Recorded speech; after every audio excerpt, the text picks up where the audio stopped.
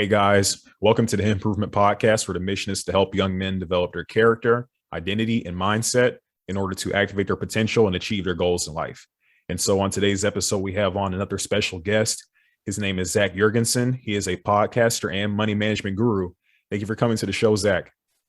Yeah, no, thanks for having me. And, you and I talked a little bit before we got on. And again, when he says money management guru, I don't want you guys to tune me out because I want to be the guru in your life that teaches you how to manage your own money. I do not want to be the person that manages your money. I'm all about empowering you to manage your personal finances in order to design the best life for you. Thank you for clarifying that, because I'm sure that a lot of the people that are listening to this right now might not necessarily be in a situation to where they could hire somebody to come in and manage their money. Most of the guys are like 18 to, I guess you could say, late 20s. And so they probably wouldn't be necessarily target market for that anyway for someone that was doing that. But nonetheless, they could definitely take some of this advice that you're about to be sharing.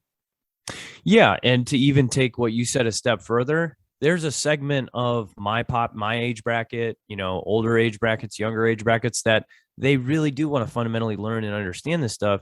And if you can get to that point, you don't need to worry about things like hiring a money manager and, how much are the fees going to be? And are those fees going to end up adding up to be hundreds of thousands of dollars down the road when you're 40, 50, 60 or whatever. So I'd really just, reinforcing that as well. No one says you need to have a money manager. There is enough information on Google, through just the age of information where you can seek and understand things just as good as someone else. All right. And one thing that's interesting to me is that just from learning from your background, you're a Marine Corps veteran. And so you didn't necessarily go like a finance type track. However, now you're in this money management area where you have the DIY wealth podcast and everything that you do where you talk about these sorts of topics. What would you say got you into that? Yeah. So I was a kid going nowhere pretty fast in life, grew up in a pretty rough household, victim of child abuse, had to testify against a parent in court. Religion was used to weaponize me and my brother to hate my father because of certain preferences he had. And it just wasn't a good time. And so because of that, there's a lot of anger and trauma and stress, as a kid, and just wasn't applying myself to things in life. Lots of frustration. And as a kid, sometimes you don't know how to deal with that stuff. So I ended up joining the Marine Corps just out of pure realization that if I don't leave this town, I'm going to be stuck here forever. So joined the Marine Corps and still wasn't really applying myself to things in life. But after we lost one of the guys in a bomb dog, that's when kind of like things hit me. And I was like, holy shit, like my life is fragile. I don't have tomorrow guaranteed for me. I need to start applying myself to things. So realized, moving out, I got one more year left in the Marine Corps. I need to figure out what I want to do because I definitely don't want to do this anymore. So I just started picking up books, journalism books, photography books, science books, and I landed on finance. A real simple read. It's called The Little Book on Big Dividends, 97 pages, the simplest read because I didn't know anything about finance stuff at this time. And it really just resonated with me. And I ended up investing, my first couple shares in Bank of America at the age of 21 after reading this book, and saw when the market closed, I had $4.14 more than I started the day with. And that clicked in my head and led to this whole journey that has gotten to me where I've gotten, realizing if I can just forego a little bit of immediate gratification and push this money into things that make me more money, it eventually hits a tipping point where I no longer need to actively work for money. Okay, I respect that. And I appreciate you going deep into your story and giving the listeners a little bit of background information about you. And so one question I would ask to kind of follow up on that is, would you say that, just out of you looking at all these different subjects, finance just happened to catch your interest the most out of all of them? Or would you say that it was something in your upbringing where, let's say, maybe it was a lack of money or something like that that made you kind of, I guess, focus in on that? Yeah, that's a good question. And that's actually one that's never been proposed to me up until, this episode. And as soon as that started, the second half of your question started exiting your mouth, I think it definitely wasn't so much of an interest. It was more of a scarcity mindset. And I'm tired of living paycheck to paycheck. I'm tired of blowing my paycheck. I don't have an ability to lean back on anyone that heavily at this point in life. And so I really, whether I want to learn this stuff or not, I really need to organize it. But I think because I picked up a very simple book on it, and I didn't overcomplicate the process for myself, I think that's what led to a continual relationship with finances with me. Okay. And so the reason why I asked that is because whenever you're kind of telling your story, at least that's how I related, because you could say that I kind of had a similar path to get into what my degree is, and, getting into managing my own money.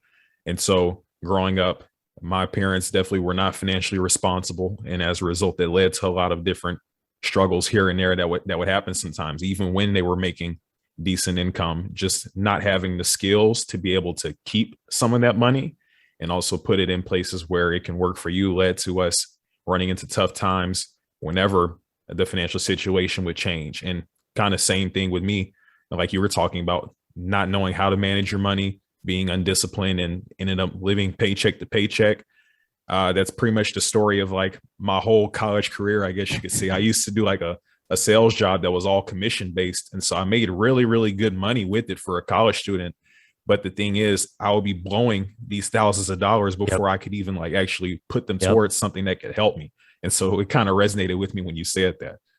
Yeah. And that's, to people listening to this episode and absorbing what you and I are saying, it's okay to not know everything and not have everything figured out, and come to someone and say that and admit that with the intention of walking away with some type of piece of knowledge from it. Like, I think there is a huge stigma on talking about personal finance in America. And, you're not supposed to talk about it, or it's considered rude, or it's considered whatever it may be. But how do you get better at managing your personal finances if you're not talking about it? You don't. There's no ability to do that other than reading a book. I agree, you can read a book, but why not? Let's enhance that. Let's enhance that by having a real conversation or asking a question to someone you really feel is a real human being that and you hear, and they're growing and building something. And obviously you have the same exact goals I have. It's just mirrored through different messaging, because you have different alignments with whatever core beliefs you want to grow and build and change lives. It's literally the same thing, but for whatever reason, and I think it's the same thing with some trauma stuff too, especially in society with men. What are you supposed to do? Shut up. Don't talk about it. Don't cry. That's a sign of weakness, ... Between that and personal finances, I think it's much been a hush hush situation generationally. And I think we're finally starting to emerge out of that. To kind of tie onto that, when you brought up men, one thing about it is that it seems as though a lot of men feel like they need to figure out everything on their own. And that probably leads to a lot of those people not wanting to ask for advice. And so, that pride leads you to where, you already have these bad habits that have you in a rut, and you don't necessarily know how to get out of them. But at the same time, you're too prideful to go ask the people around you in your community who are doing well at those things to help you. And so it's like something has to budge. And so I like that you brought that up. Yeah. Just again, tacking on to what you said, it's just, if that's the cycle you get caught in, it's just a downward spiral. So rather than continuing the downward spiral, let's shake things up. Let's break the mold. Let's think a little bit differently, or attack something from a different angle. And if that means going and talking to someone, and worst case scenario, they do belittle you or make you feel stupid or dumb, that's someone you don't want to go and talk to anyway, regardless. Like, that's something I definitely struggled with growing up as a kid, learning too. Certain teachers and even my parents, like, they did not foster an environment that enticed or created a positive environment to want to learn. And so that is something I am huge on. Like, You can come to me with some of the most basic questions. And if 3 other people are listening and they're snickering on the side, I'll call out all 3 of those people snickering on the side, because at one point in time, they didn't know anything either about anything. We're all born into this world and none of us know nothing. Like, and you're going to judge or label someone because they don't know a certain piece of information that you acquired, because you guys have different lives and different perspectives and different things growing up. So that's something I definitely want to hammer home too. Like, if you, what's a Roth IRA? What's a 401k? How do I start a retirement account? Like, in your mind, you may think these are stupid questions, but they were questions I had to go find too. And there is no such thing as a stupid question when it comes to this stuff for me. Honestly, that type of mindset that you're mentioning, where people make fun of people or discourage them from, I guess, being vulnerable or admitting that they're ignorant of something and asking, in a way, it damages communities. Because if you have this underlying culture in your group or community where it all just needs to be on you, you shouldn't be asking questions, that's something that's frowned upon, it just leads to a bunch of ignorant people, because no one's working together collectively to build anything, learn anything, to make their community as a whole better. They're just worrying about themselves, just worrying about being individuals. And so I think you definitely make some good points with that. And something else that I wanted to kind of touch on is, you mentioned the thing about shaking it up and everything and giving people opportunities to be able to figure some of these things out. And so for those guys that may be in a community like what you're talking about, where they might not have people they can go and ask for advice, what would you say were some of the first steps that you took, or maybe the first steps you recommend for young guys, college age to, early, mid, late 20s, to do to make sure they put themselves in the best possible financial situation? Sure. Well, I mean, for starters, if you're listening to this right now, obviously you can always come to me, but let's assume that you don't have that. What I essentially did is I just started picking up very simple to read books. So what I would do is I'd go to Amazon and I'd look at reviews on books, and, it would take some time, but I would try and find a couple of reviews on a book where it was just like, even if you don't know anything about finance, this is a super easy book to read, blah, blah, blah. And then maybe I'd click on another Amazon book and, a couple comments down, I think this is a good book if you understand X, Y, Z and ... and ABC. If you don't understand those things, maybe it's a book you put on the back burner and try and absorb later. And so really just trying to identify those more simple reads. And then as you start, let's say you've read 20 easy financial books and you've acquired a good beginner base of knowledge. Now you move into these intermediate books. And just because you're picking something up too and reading it doesn't mean you have to agree with everything with it either. Like, when I read a book, I don't try and agree with everything with it. I try to find the 1 or 2 things that for whatever reason really resonate with me and stick out with me, and extract that from that book, and then compound that on the things that I'm learning. Some people like to sit in front of a computer monitor and day trade all day. Statistically, that's not going to be a winning strategy, because it's just, you don't have a magic 8 ball. You don't know how to predict the future. Plus, I want my time. So for me, I subscribe huge to the idea of investing in certain sectors, not all sectors. There are 11 sectors in the stock market. And also these new things that are emerging called thematic funds. So you can have a artificial intelligence themed fund and a esports and global video games themed fund. So, and that stuff I can get into on a much later date. But my whole philosophy and everything I just explained to you right now did not come to me overnight. And it took many, many years in order for me to generate this. Outside of that, I would just try and find people that are wanting to learn and do the same things as you. And then finally, you're just going to have to just take action at some point in time. When I first invested when I bought 10 shares of Bank of America, I was, the whole day, I was watching my money go up and down, up and down. And when it was down, I was cussing. I was mad. I was angry at myself. Like, why did I do this? I didn't know what I was doing. And it was a small amount of money. It was nothing insane. But then when I saw it up, I was cheering and winning. And yes, I'm so glad I'm winning. These are emotions you're going to have to control with small amounts of money. Otherwise, you're going to fail big time when you're managing your own money, and that money has grown to hundreds of thousands of dollars.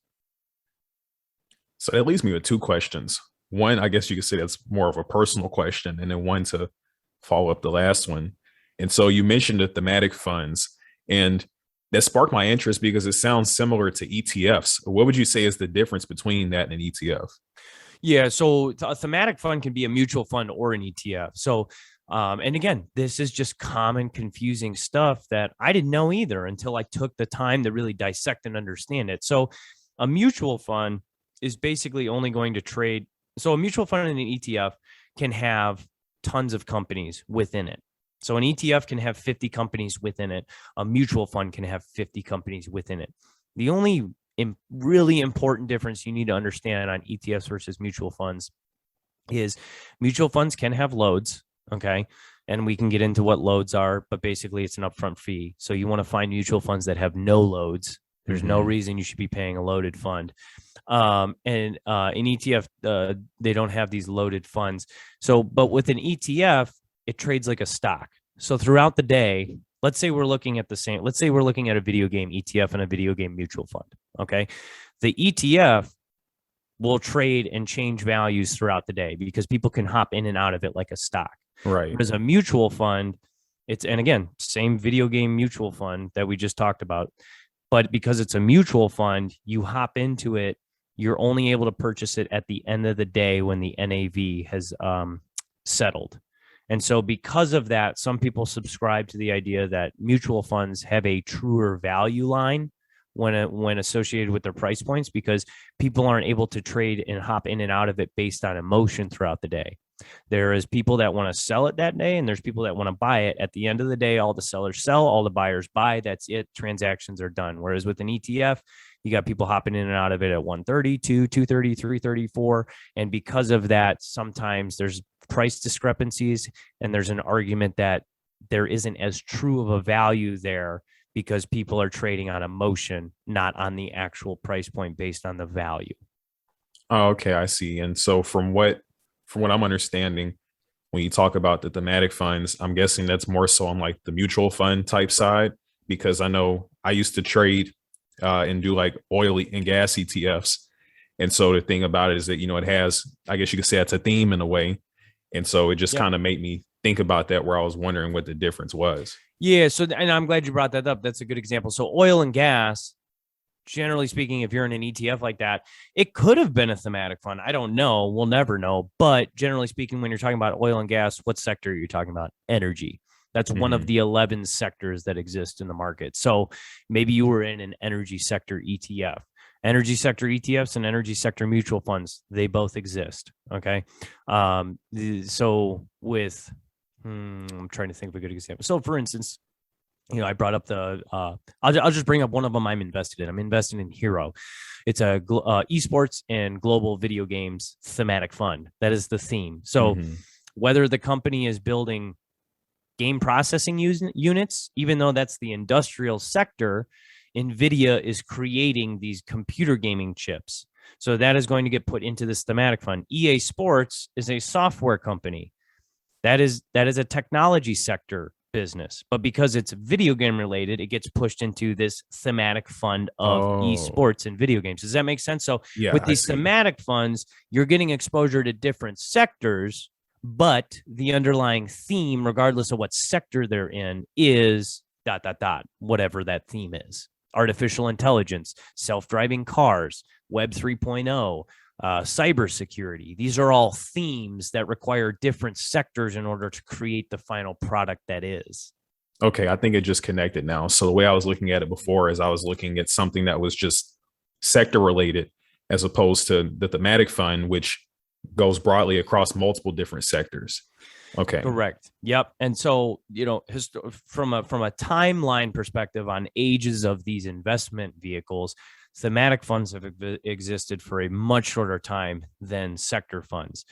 But, do I know what the track records are going to look like on this? Not really. But if you're looking out into the future, a thematic fund based around artificial intelligence or cybersecurity, it's probably going to perform pretty well, especially with how much time we're spending in front of a computer with the advent of Web 3.0, this Mark Zuckerberg stuff with the metaverse rebranding thing. Like, You're telling me artificial intelligence themed ETF is probably going to do terrible. I'm going to bet for that, not against that, and these are, investment philosophies that I've subscribed to. And because of it, I've done very well. You don't have to agree with everything I'm telling you to do. And I don't want you to. I want you to go cross verify and double check, because that's how you appropriately end up managing your money. Don't take any one person's thing at face value or law or religion. Question it. Always question it. Okay.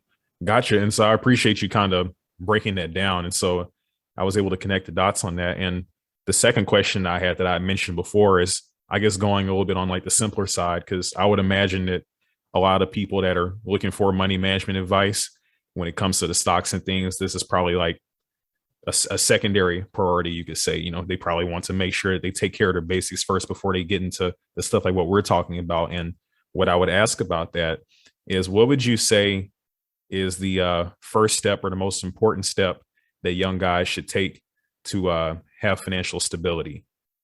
Buy a piece of real estate, hands down. It's the best thing you could be doing for yourself. Okay, or maybe to reframe the question. Oh, sure. Sorry. Yeah, maybe I misunderstood the way what you. Yeah, go ahead. So for guys that are, let's say, just moved out of the house and are trying to get financial advice for how to manage their money while they are working, let's say, their job at Pizza Hut, or maybe working their first job out of college or something, making 50, 60,000 a year. What would you say is the best piece of advice that you could give them in that position? Real estate, they might be a little bit down the road, but sure. I get what you're saying. Yeah. So okay, sorry. Different frame of reference. I still think real estate is important? Yes. Oh yeah, of course. Definitely important. Is it 60% of my net worth? And, being able to buy something, and even if it's your primary home, renting out the 2 rooms so you cover the mortgage and you got money coming into your pocket, now you're really cooking with tons of fire at a young age. But to your point, yes, maybe a little bit down the road, a little bit more money. Hands down, the most important thing you could be doing in the scenario you just painted is understanding and committing and learning how to use a budget. A budget. Okay. And people hear this word and they all of a sudden just think that their life is limited. And you need to just reframe what a budget is. A budget is not a limiter in your life. It is an organization tool used to organize, clarify, and envision the future you want. And when you talk about a budget in that, how much more empowering is that?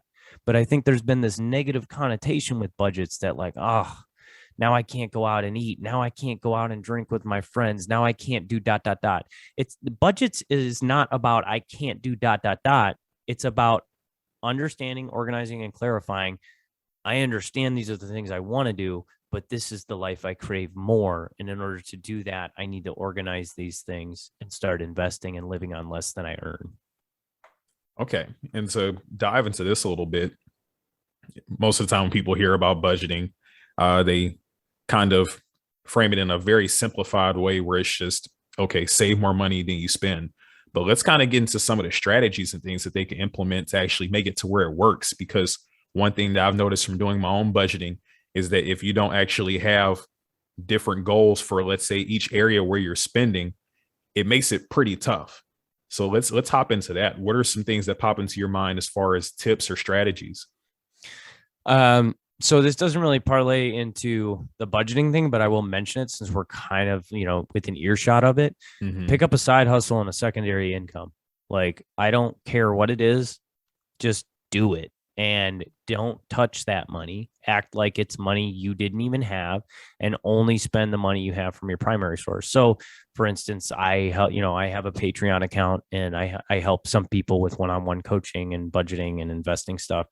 And I helped this girl identify, she was working a secondary job. I forgot what she was making hourly, but I ran the numbers out and I was just like, there are so many other things you could be doing and making more money and getting more of your time back. And so she ended up landing on dog sitting or dog walking. And, it only took up a couple of hours of her day. She wasn't stuck behind a counter making $12 an hour. And she ended up making twice as much. And she got 4 hours of her day back. So identify side hustles that'll bring in a little extra income, pour that into investments, but don't. I think when people hear side hustle and stuff like that too, they're thinking, oh, I got to work another 20 hours on top of the 40 hours I'm working. No. When I say a side hustle, find something 5-10 hours where you're making an extra $150-$200. And those do exist out there in this gig economy. Now, reverting back to your original question with the budgeting, One of the apps I use is Truebill. I would highly recommend getting on that. It'll automatically identify subscriptions that you're paying too much for, and it will negotiate them for you. It's a fantastic app. Regarding the Truebill, yes, it's a great app. I use it to this day. And you'll link your checking account or credit card or whatever you're using, and it'll automatically flag, hey, you're paying too much for your Verizon bill. You're paying too much for ... And then you can literally go in there and click it and ask for it to manage it. It will try and auto negotiate for you and get you a lower payment on a subscription. It's crazy. And it helps you organize those subscriptions too. That would be the other biggest thing I would advise people doing when you're getting ready to start a budget. Go in, look at all of your transactions over the past 2, 3, 4, 5 months. Where are the recurring transactions happening? What are they? And can you live without them? We definitely have tons of subscription-based models today. Like, you remember how old are you? 24. You remember DirecTV? Did you have DirecTV? Yeah, it still exists. It I still think it might be a exists. different name now. But so DirecTV, when I was growing up, it was like $110 a month, and you got 500 channels or whatever. Okay, that's basically gotten disbanded because of the advent of Netflix, things like that. But because we have Netflix, Amazon Prime, Hulu, Scary Channel, whatever, like before you know it, people already have 8 subscriptions now, and they're back up to $80 a month. So like, identify what are the subscriptions I really need in my life and what are the ones I can do without. That's an easy way to free up cash flow every month for yourself. And then finally, to your point, set those goals. What are the goals that you want to set? One of them should always be investing, whether it's $10, $25, $50, $100. Just start doing something. It will pay so many dividends down the road. You'll be so happy you did it. But then also reward yourself. I want to go on a vacation. I want to do a beach trip to California. Cool. That's a goal that requires you to save $600. How are you going to get there? Start reverse engineering it. I need to get a side hustle. I need to save XYZ. I need to get rid of this subscription. Now I can go do this California thing. Okay.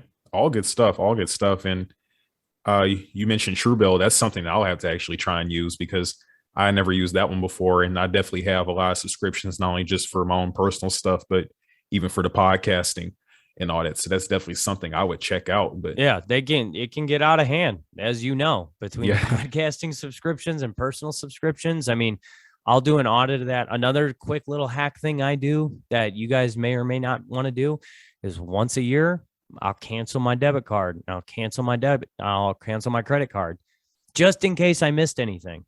And you would be amazed how many people instantly email you and reach out to you. Oh, we couldn't process payment. Oh, we couldn't process payment. And then you're really able to just go, oh yeah, I totally forgot I had that. I'm axing that. And then you can just cancel stuff and you get your new card. Yeah, you got to reconnect some stuff here and there. But again, some people like doing that. Some people don't, but it's a very easy way to really cut a lot of fat out of your life. Yeah, something to think about. And I know one app that's worked pretty well for me when it came to my own budgeting is Mint. Just because you can break the stuff down into dollar amounts like per sector of what you're spending. And then it gives you like the trend lines for your income as opposed to like what your expenses were every month. And so that's been one that's worked extremely well for me with the notifications you get on there and everything. And I'm not sure when you started using Mint. I remember starting using it years and years and years ago when it was just like a very crude instrument and I hated it. But with the improvements, I'm sure that app has gotten way better. I ended up trying that one, didn't really like it. I tried Dave Ramsey's Every Dollar. The only reason I didn't like that is it would not stay connected to my checking account. So every time I logged in, I would have to reorganize all of my transactions every single time. So I was just like, I'm out on that. I think he works better with other bank accounts, but I have USAA and it just was not working. And so I ended up finding Truebill. I think I pay like $29 a year for it or something like that. But again, whether you use Mint, whether you use what I'm using, or you choose to use something else, just get on something that creates some type of financial accountability. I think that's what you and I are driving home at this point. Okay, got it. So that should be pretty easy to understand for the guys then. And one thing you also mentioned is investing. And so I guess for people who are a little bit more finance savvy compared to general population, for a lot of people, it's kind of scary because they see it as gambling, even though it's a lot different. And so for those people that want to get into investing, but are kind of scared to take that first step, what is some like entry level advice that you would give? Yeah. So for anyone that's just really too scared to do this stuff or doesn't really want to focus on it too much, but still wants to have control of their money, I would just say invest in an S&P 500 index fund. Mm-hmm. And so for people that don't know what index funds are, they're a fund that indexes a certain benchmark. The benchmark generally people talk about when they're talking about the stock market is the Standard & Poor's 500. And it is 500 companies across all 11 sectors. They do certain market cap and weighted I can't remember the weighted thing, but it's certain market caps across 11 sectors, 500 companies. So basically, it's the entire stock market. When you hear people talk about the S&P 500, they're talking about the total stock market. You can buy things like SPY, which is basically has fractional shares of the S&P 500, and it literally performs the same as the S&P 500. You're not going to do better than the market. You're not going to do worse than the market. You're going to be the market. And so being the market is definitely better than being worse. And being the market is definitely better than taking on the risk of trying to be better when you don't have any good knowledge base about this stuff. So for people that, again, they want a really lazy portfolio, but they do want to get in the game and they don't want to do terrible, just be the market. And to be the market, invest in SPY. So yeah, that's the Warren Buffett advice. And so, it's good advice. And funny thing that I heard, so I learned this back in school, and it could be false, but what we learned from the textbook anyway is that in most cases, the S&P gets better returns on average than a lot of hedge funds. Correct. Yes. Statistically, there will be people that perform better than the market, unarguably, but statistically that falls pretty out of favor with you. Now, am I tinkering a little bit with that? Absolutely. Because I have a little bit more of a knowledge base. I'm looking at everything. And has my portfolio performed better than the S&P 500? Yeah, because I've cherry picked sector funds that don't perform as well over a 10-year average annual rolling return. And, I'm starting to get into some more technical talk right here. If it's something you're interested in, want to have more of a conversation about, we can. But if you're someone that just wants to get in the game and start understanding things while still making money, just like you said, the Warren Buffett advice, and to your point, trying to cherry pick and stock pick when you don't have good foundational knowledge to identify what a good stock is. Even if you do have that knowledge, statistically, index funds will still probably do better. So again, just reinforcing that, like you were, just be the market. All right. So some pretty solid advice. We've touched on some really good stuff. And so now that we've touched on the money side of things, something else that I wanted to ask you just about you personally is, from getting all of this stuff handled when it came to your finances and developing multiple streams of income, how would you say it affected your quality of life? We could be talking about like your mental health, things that you were able to do by gaining that freedom that probably came from having extra income. Let's talk about that. Yeah. So now we're going to start diving into a little bit more of philosophical talk. And again, what's good for me and what works for me doesn't necessarily apply to you, because we're all different creatures with different brains. Leading up to having a net worth of $1 million, you need to understand it's all I focused on in my entire life, because I wasn't close to my family. I didn't have things to lean on. Marine Corps, work. I didn't do family holiday stuff. It's just literally all I focused on. The reason all I focused on is, again, probably some fear base out of it, as we talked about earlier in the episode. And the other thing was I started getting good at it. So it's like, why not? I'll just keep doing this. But I was tying certain emotions and things I was going to expect to be feeling once I hit a certain number. As I got closer to that number, I still wasn't feeling happiness. I still wasn't feeling joy. I still wasn't feeling contentment. And I'm like, what is wrong with me? What is going on? And that started scaring me, because it's like, if I don't feel it now, am I ever going to feel it?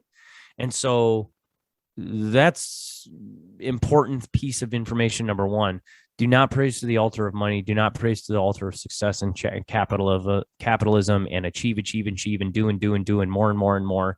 It is exhausting. It is soul crushing, and it is not aligned with probably a majority of the population. But that's what we're pushed.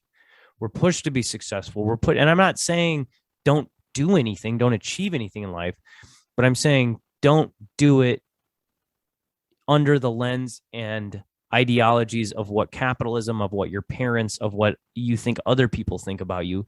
Do whatever form of success you want in life based on what you want, not the external pressures, the generational pressures, the economic pressures that we are so forced to think and do just by growing up and existing in America and Western culture. So I was approaching that and, wasn't getting it. And that's when I really started sitting in my thoughts and identifying, like, what do I want in life? Like, what is enough for me? Because there will always be more objects. There will always be a faster car. There will always be a bigger house. There will always be a bigger piece of land. There will always be more designer clothing. There will always be ... And if that's all you're ever focused on, you will just perpetually keep working in life and you will never feel satisfied. So pulling back off of this consumerism and marketing and identifying what do I really want in life and understanding once you have that, now you can identify a financial number for yourself that you can work towards. And now once you have both of those, that is truly a wealthy place to be in life. But I didn't have that up until about 1.5 years, 2 years ago. I like how you broke it down. And the sad thing about it is that a lot of people don't get a chance or I guess develop the awareness to come to that same realization that you were just talking about. The focus for, pretty much their whole young life, their whole working life, and maybe even after is money, money, money. But they never do actually get to the point to where they can make that switch to focusing on themselves, focusing on their mind and their own happiness. Yep. And so I'm glad that this is a point that you brought up because, I don't have a net worth of $1 million, but it was a realization you could say that I came to whenever I first started working full time. 22 years old, pretty much my whole life growing up with all the instability and everything. The goal had always been go to college, get a degree, get a good job. And then that way in 30 years, you'll be able to retire.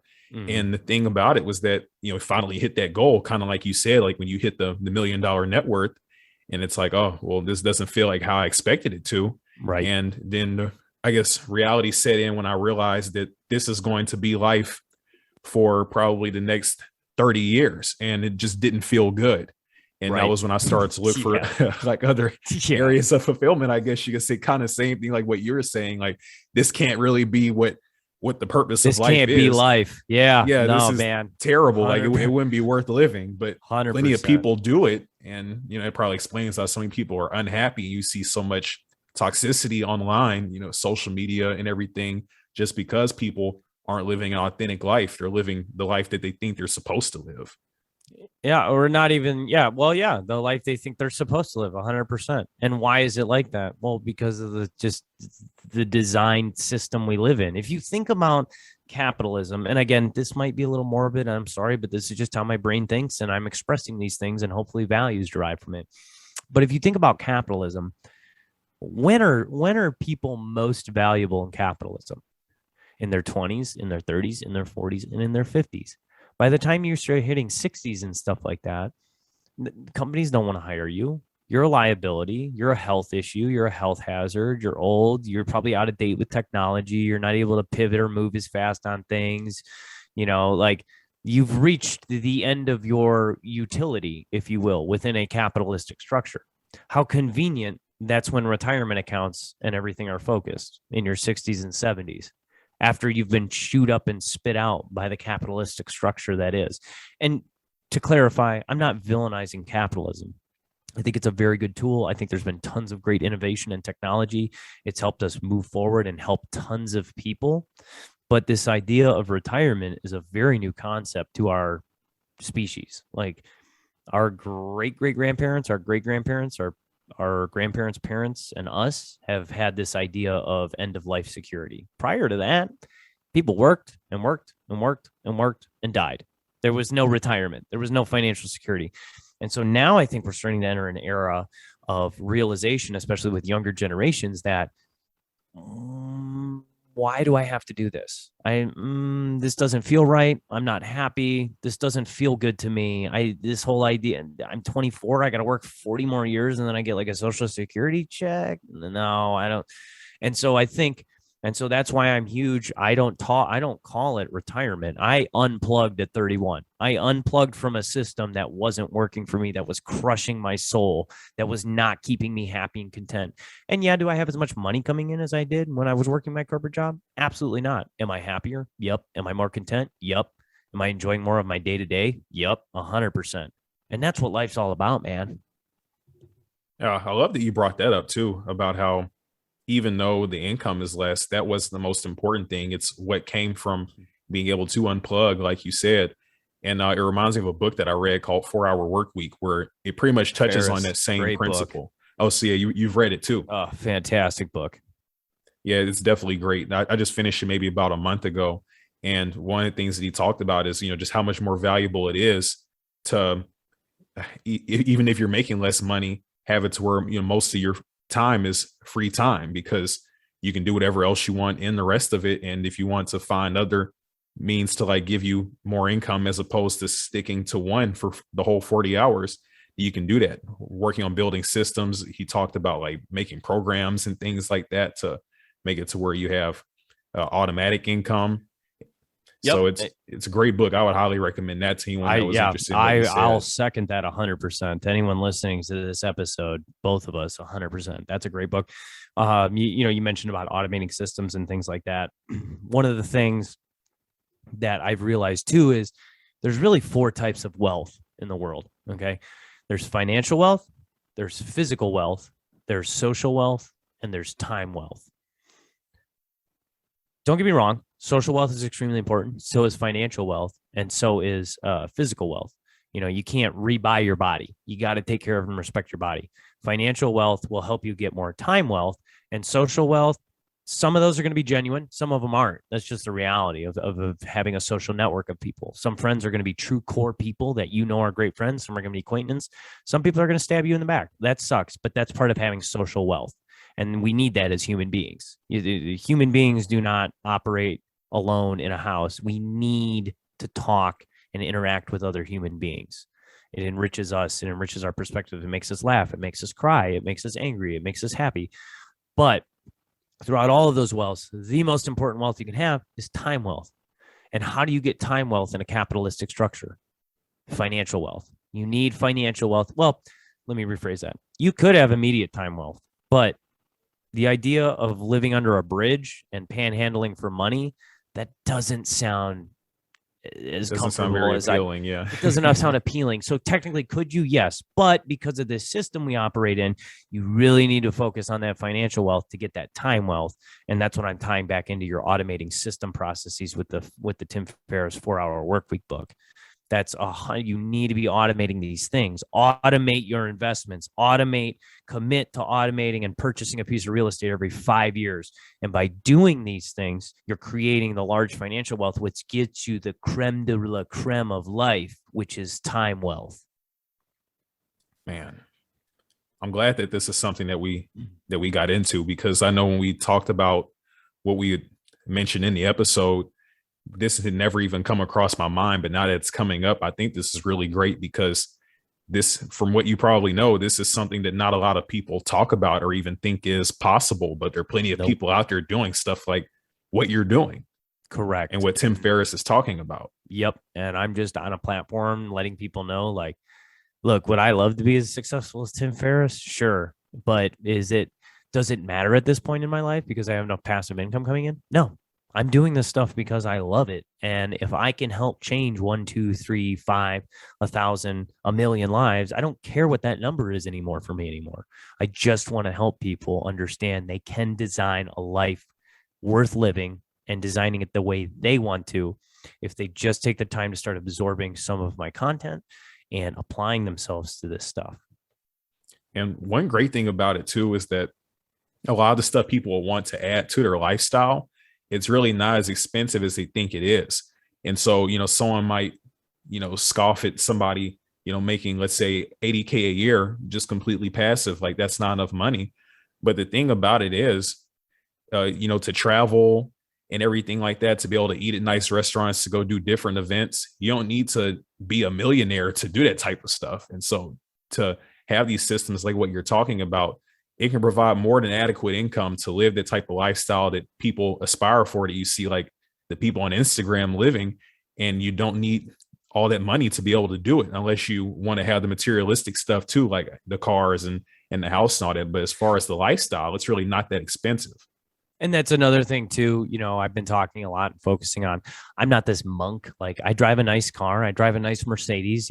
I like, nice fast cars, and, I live in a good house in a decent area, but I don't need $150,000 car, and I don't need $1 million house, because if I need those things, I need to stay in this capitalistic system and keep working longer. And so really just scaling back on that and understanding you have more than enough of what you need. And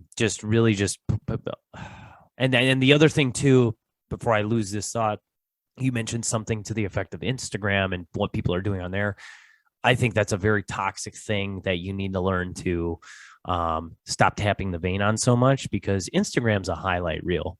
When Jennifer posts a beautiful picture while she's in some amazing Bay Area in Spain, you don't see the fact that Jennifer's struggling with her relationship with her boyfriend, who's cheating on her, and she doesn't have a good relationship with her father, and she's, up and down crying every other weekend. You don't see that. All you see are the good things, the absolutely amazing things that are happening in people's lives. And that's just not reality. And so you need to understand that when you look at Instagram, that like, okay, these are very brief experiences or points in time where people are having a good time.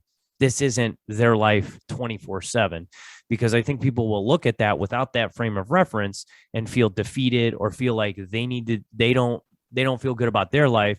Or alternatively, like me, they're like, I need to go pursue more money. I need to go do more because I need to be able to do this stuff nonstop 24/7. And that's just not a healthy mentality to have when it comes to social media.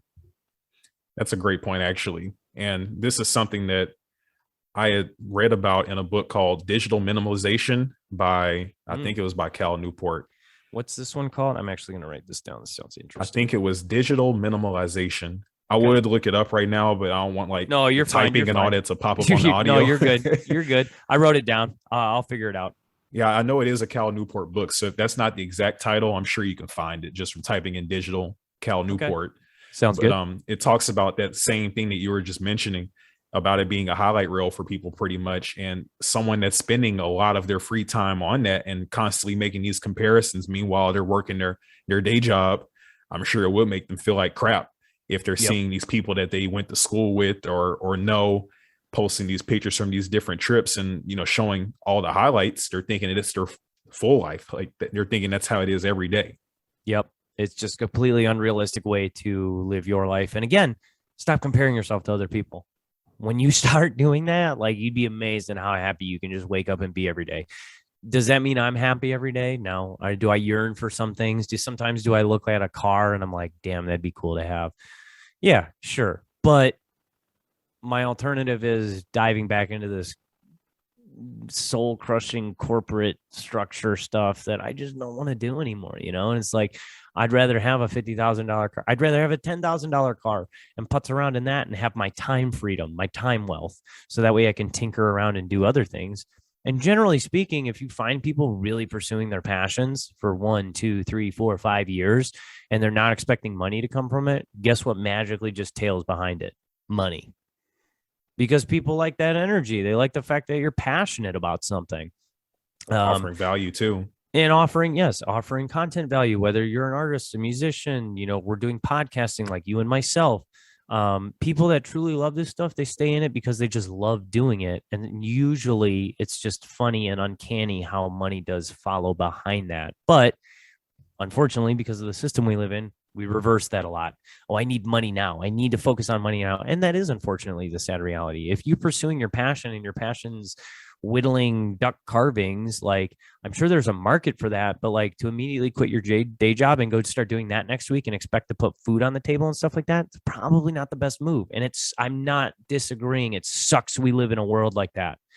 But again, through building a financial base out like myself, not only are you able to pursue your passions, you can just say yes to everything. And if you're wrong 90% of the time, it doesn't matter. Money's still coming in.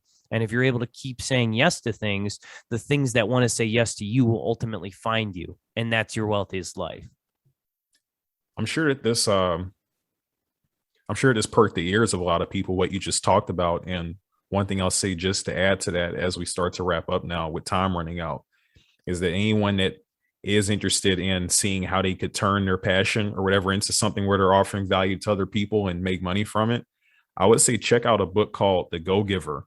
I forgot what the author, I forgot who the author is. I forgot who the author is too, but I read that one a while ago. That's a great one too. Yeah, because it kind of touches on this type of stuff where I think one of the examples in there was a woman that made like some really good coffee. She just liked to make coffee and she would source the beans and all that. And just from her figuring out ways to offer value to other people and get it out there, she was able to do her passion and have it to where that was her full-time income. And so that's just something for them to kind of think about. Yep. 100%. That would be a great place to start when you're identifying kind of what your wealthiest life could look like. Because again, if you're working some job you hate and you're making $1 million a year, you're not living your wealthiest life. You're only focused on the financial wealth aspect. Your health wealth is probably suffering from it because of stress and anxiety and being unhappy. That's real outside of just the physical, obesity things that happen with, working long hours and not being able to get out and move around. Your social wealth is probably suffering. So you need to encompass all four of these wealths. And as we're wrapping this up, the funny thing I'm finding is I've asked all different types of people, gut instinct, don't overthink it. How much passive money do you need coming in to just kind of just not worry about anything and like live your best life? And people start thinking about it and I'm like, quit thinking about it. What is your gut instinct? And most people, regardless of what income, where they come from, what they're doing in life, what their age is, all of them have fallen within this general range of $6,000 to $8,000 passively coming in a month. I know that sounds like a lot, but if you start now, you can get to like where I'm at. It comes in all different shapes and sizes. It comes from a side hustle. It comes from, buying a piece of real estate, buying 2 pieces of real estate, pushing money into a traditional brokerage account, doing this, that, and the other. And regardless of whether you're making $18,000, which yes, that is how much I made one year once when I was younger, to making $180,000. Yes, that is how much I made. That was my highest income earning year, 1 year out of this entire decade. And in between that, I made 40, I made 60, I made 82, I made 90, I made 120. I didn't make a ton of money to begin with, but you need to start these habits to build and grow to get where I've gotten, where you have enough passive money coming in. And now you can just literally go do whatever you want. And I'm living proof you can do it within a decade. And so for those people that are interested in this and want to hear more, where could they find you? Yeah, so I'll say my name once because it's long and then just apply it to everything else. So you can follow me at Zac Juergensen, ZACJUERGENSEN. My website is also spelled the same, ZacJuergensen.com. You can also find me on Clubhouse and Wisdom, same thing, Zac Juergensen. And then you can tune into my podcast. Podcast is called DIY Wealth. It syndicates on everything, Spotify, Apple, Stitcher, whatever. And then additionally, I have a Patreon account. My Patreon account has all of my positions on an Excel spreadsheet that I update monthly. I just took 6 new crypto positions this month. I updated all my patrons on that.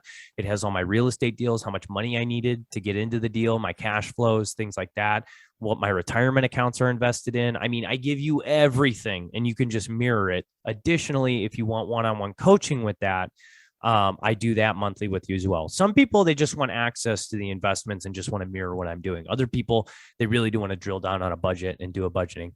That's $10.56 a month. Why $10.56 a month? I literally went over to a Starbucks. I bought a large Frappuccino and I bought a ham and Swiss sandwich, and including tax in the state of Arizona, that's what a Starbucks breakfast costs. So I'm asking you to forego one Starbucks breakfast a month, and I will help build your wealth for you. I already helped one girl save $720 in her budget. I'm helping another individual get more comfortable with brokerage platforms and trading. So like I am providing real value to people at this point. And if you want to talk to any of those patrons, they'd be happy to talk to you about that value proposition. But I'm trying to I've made it cheaper than a standard Netflix account. So that's the ticket to entry, I guess. But it also shows me that you're being serious about this too. Hey, sounds good. Well, I appreciate you sharing all of that. And I'm sure that you'll offer a lot of value to the people that come from this and decide to check out some of your stuff. And so once again, thank you for coming on to the show. Like I said, I think you offered a lot of value, and looking forward to checking out some of your stuff for myself as well. No, I appreciate you having me. You've been a very generous host, and some fantastic questions, even a handful that I've never even encountered. I really hope, the people listening to the Himprovement Podcast, are really going to get a lot out of this, and keep in touch. Ask me questions as well. And, I look forward to seeing, what you can build on your end as well. All right. Yeah. Thank you. I appreciate that. I'll definitely make sure to keep in touch. All right, then, Zac, take care. Thanks. You take care now too.